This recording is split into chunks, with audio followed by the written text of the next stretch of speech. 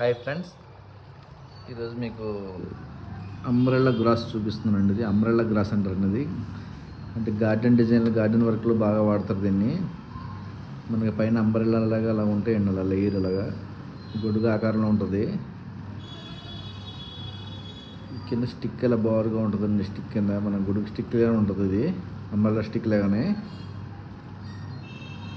ఇంకో స్టిక్ చూసారా, అలాగా మన గొడుగు స్టిక్ లాగా ఉంటుంది అన్నమాట. అంబ్రెల్లా స్టిక్ లాగా అంబ్రెల్లా గ్రాస్ అంటారండి. ఇది ల్యాండ్స్కేపింగ్ డిజైన్లో బాగా వాడతారు. ఇది ఊళ్ళో, పల్లెటూరులో కూడా చాలా మంది కనపడుతున్నారు. తుంగలాగా ఉండదండి. ఇది చాలామంది తుంగ అంటారు, కానీ కాదండి. తుంగ వేరు, ఇది వేరండి.